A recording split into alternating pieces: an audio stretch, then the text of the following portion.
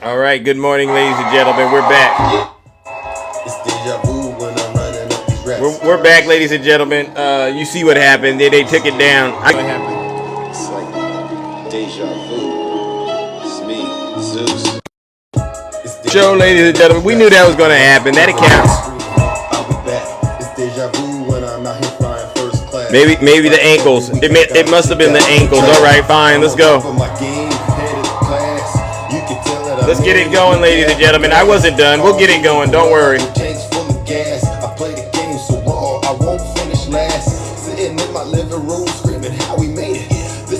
Hold on, let me get back to where I was. The algorithm turned me to a maniac. Oh, I thought I had stopped. Okay. I got all these numbers on my spreadsheet.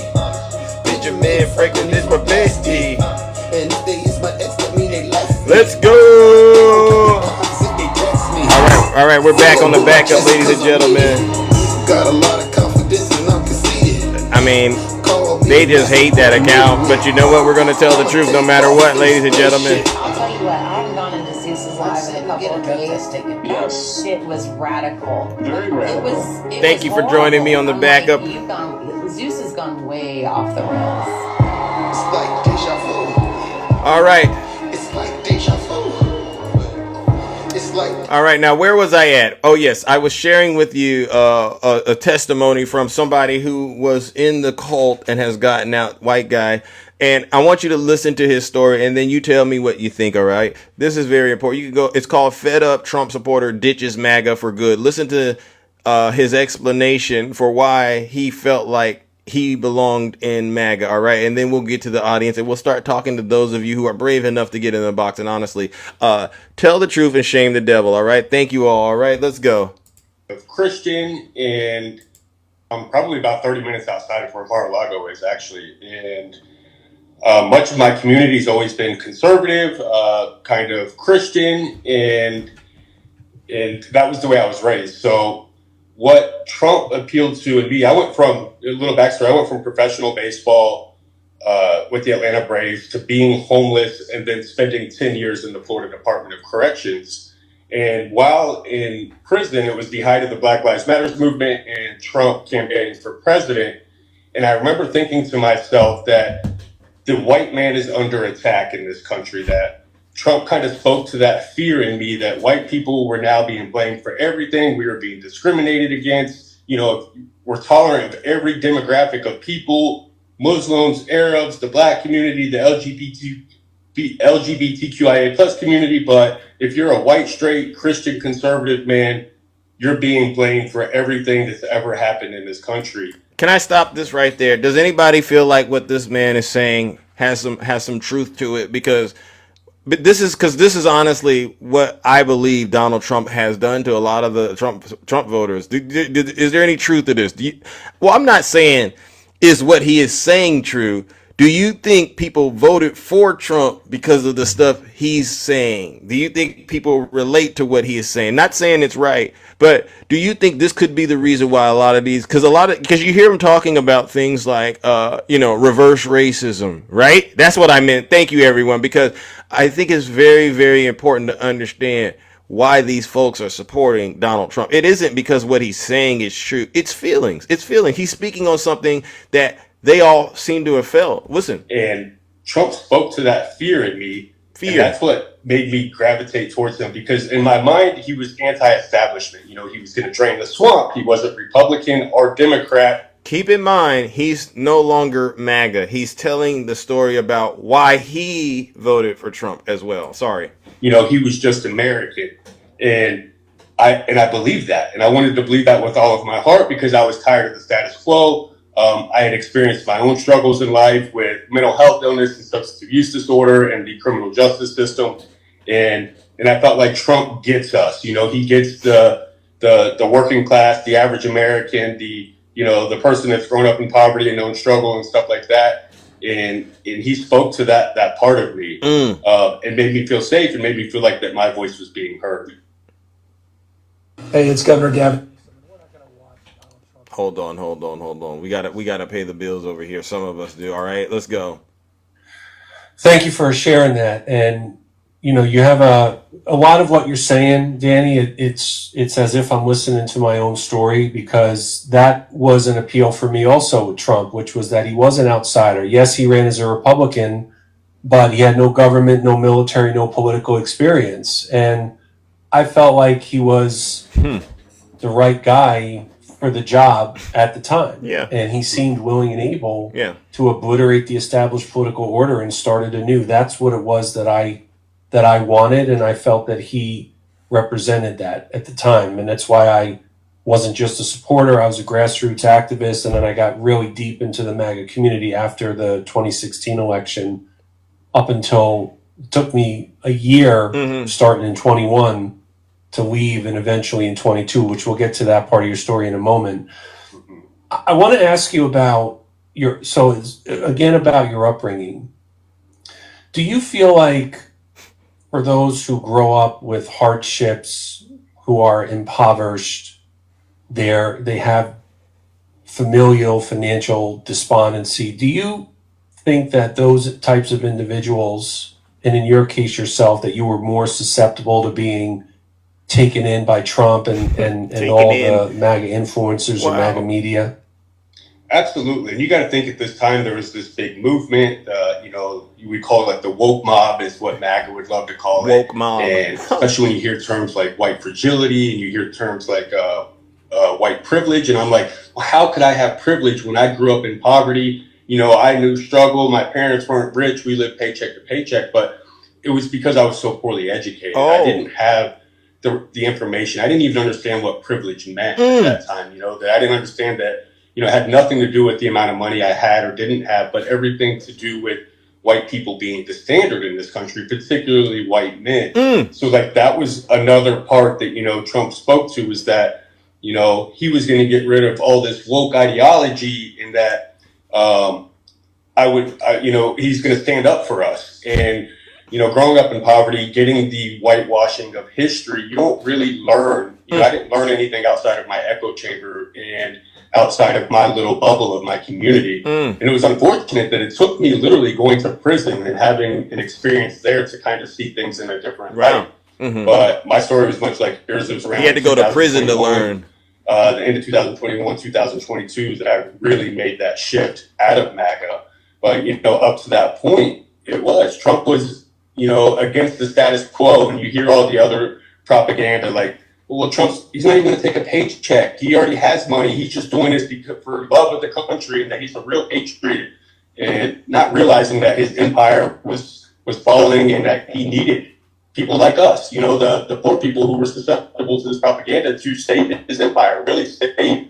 So his audio's starting to fall out, but you get the gist. It took him pretty much a lifetime. He had to go to prison to realize that he really is not a victim like Trump says. He's just uneducated, uninformed, and he had to do the real work that obviously a lot of us have already done. A lot of us weren't born educated, right? We had to work and become educated and learn. And that's why Donald Trump can't brainwash us. But one of the things that I like that he pointed it out was that he can see very clearly that Donald Trump's wealth is built off of his, guess who? His supporters, the grifting. He can see it very clearly. The ones that are still supporting him, they really can't. And he also took accountability. This is what I'm big on. I don't expect people to be perfect, because guess what? I'm not perfect. But when I see people taking accountability, I say this is what makes America a great country, especially when they give you second chance to get things right and get on track. And this guy right here, he spoke on something. White privilege, white fragility. It only triggers MAGA when you say those words. And those are the people that honestly need to learn and do better, right? And so what I'll do is this, ladies and gentlemen, and I got to move it on and talk to all of you amazing people.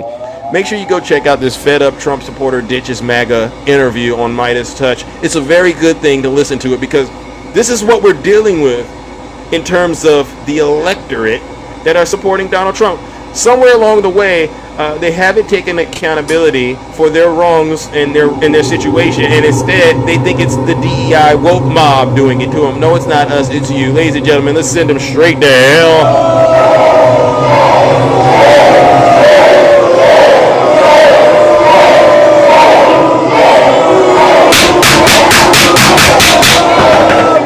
Silence, you man.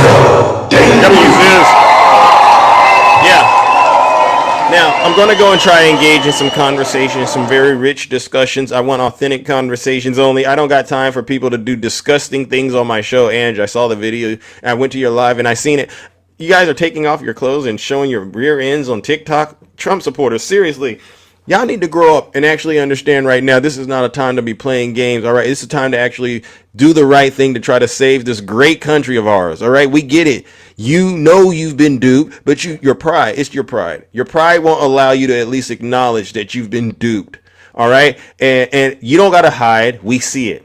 Every single one of us on this show, we know it. And even you, DJ, yesterday, that conversation you and we all had together, I know you see it. And I just don't understand why it's so difficult for you to at least lean into that and start doing the work it takes to become a better person. All right. Because that's what it honestly is going to take to become, you know what I say, a better person. All right. And so with that, ladies and gentlemen, let me go ahead and kick this part of the show off with, you know what? If you're not happy here, then you can leave. As far as I'm concerned, if you hate our country, if you're not happy here, you can leave. If you're not happy in the U.S., if you're complaining all the time, very simply, you can leave. You can leave right now. Come back if you want. Don't come back. It's okay too. But if you're not happy, you can leave. All right. And with that being said, let's get this show started with the conversations. Do we have anybody out there that supports Donald Trump that's brave enough to get in the box and come up here and tell the truth? All right. Identify yourselves in the chat.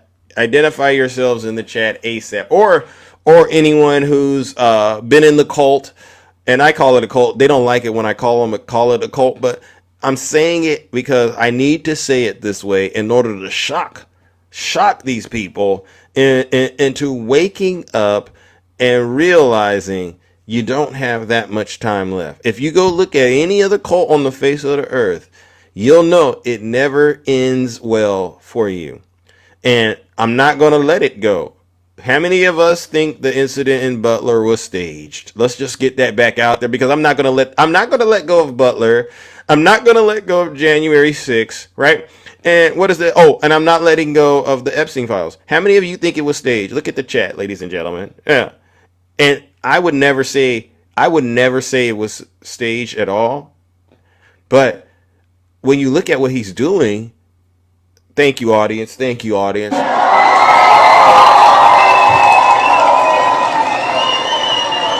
And before, honestly, I would be like, I don't want to say that because this is sensitive. Someone lost their life, so to speak. But I see Donald Trump very clearly. And you're going, if you told him, hey, your poll numbers are tanking because Kamala Harris is in, she's a black woman, and the party is being energized about it, and you're really not doing good, you got to do something to galvanize support. And we already came up with this plan. You got to stage this thing. You got to do your part. We'll take care of the rest. You got to ask yourself, would Donald Trump go along with it? And the answer is yeah. If you know who he is, he'd do it. This is the same guy. He cheats openly when he plays golf. Of course he'll cheat to do. This is the same guy that lied about the results of the 2020 election and demanded that they find him those 11,780 votes, right? I mean, this is the same guy gerrymandering a state. He will do anything to win, even if it costs him the lives of his supporters. For instance, I'll give you another instance. You know who Herman Cain was? Do you all know who Herman Cain was? You all remember Herman Cain? Donald Trump, you shouldn't have this rally during the height of C-19. It's a super spreader. Herman Cain goes there and trusts in Donald Trump, thinking Donald Trump gonna, I don't know, block it, gets there, contracts it, loses his life. And as far as Trump was concerned, you know what? He was a sacrifice for the cause. So that's one thing. We know that he's not releasing the files, the Epstein files. And the trick he did on Trump supporters about that was, oh, I'm going to go run over here to this judge and tell them to unseal the grand jury transcripts. He knew that judge wasn't going to do that. But he also knows his supporters are so gullible that they will follow that, take their eye off the fact that it's his DOJ that could do it, and go, oh, it's a Democrat judge that's stopping it. Are y'all really that gullible? Are Trump supporters really that gullible? And then these same people will get on TikTok, right, Val? They'll get on TikTok and want to argue us to death about how the economy is really great. If you can't see Donald Trump manipulating you, how are you going to interpret the data about the economy? That's another W, Zeus. I just thought of that. You're not intelligent. And his latest publicity stunt, I am going to negotiate a ceasefire with Ukraine and Russia. And if they don't do it, I am going to unleash hell on Russia. And okay, so you're inviting him to Alaska? Wow, bro, that's crazy. You're putting him in the backseat of the beast? Wow, bro, you don't care if he may have some sort of nerve agents in there, some sort of microchip or something to get you? You trust Putin that much? You rolled a red carpet out, had our men and women in uniform bending down to roll it out for Putin. So yeah, I'm not going to let go of the Butler thing. I truly, truly do believe Donald Trump would stage any event if he felt like it would save his rear end. And if it costs him a supporter of 50, he won't care at all. All right. And that's just it, MAGA. And so I know you don't like it when I say that, but until you can produce any evidence to suggest otherwise, it is what it is. W Zeus. Now, you see him in my comment section. They're crying right now. If you're a Trump supporter, please put a one in the chat and I'll bring you up. All right. Otherwise, you know what this show will be. It'll be the worst echo chamber of your life. All right. Because we got a lot of great people who are willing to come up here and tell the truth. So identify yourselves in the chat as MAGA and let's get this show going. All right. All right. We don't have much time. All right. Let's see. Put a one in the chat if you're a Trump supporter. Okay, let's see. I'm gonna give them a couple of seconds. Bear with me, all right? Because it's very important we have authentic conversations. Well, Linda Brown, you're awesome too. Thank you. Shout out to Linda Brown. The fact that he never talks about Butler is an indicator. I completely agree with you on that. Yeah, you would have thought the way he got energy for Biden in that auto pen, he would have been like, "Oh, we got to get to whoever's trying to get me, whacked." You would have thought he would have been like, get Congress. Congress needs to find out whoever this person is. I want to know who paid them. I want to know who printed the money that paid them. I want to know what actors is involved, and we're going to hold them accountable. He hasn't done that. Instead, he's going and he's weaponizing the National Guard to go stage. And you know what he's doing in DC? It's nothing but a stage thing. Because if you look at it, you know one thing. He can't afford to keep the National Guard there for 365 days a year for 4 years straight. That's impossible. There's not enough money to do it. All right. And it's not really doing anything to deter crime. You're taking resources. All right, because what if there's a natural disaster that happens in one of those red states that they sent the National Guards from?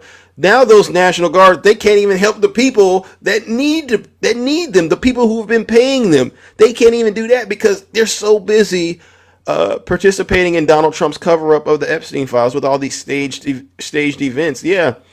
All right. So yeah, let's see. Okay, we don't have anybody out there brave enough to get in the box and tell the truth. All right, let's see. Who do we got? Oh, I see a couple of new faces. Let's see. Good morning, Tutu. Did you actually mean to send a request, or was this an accident?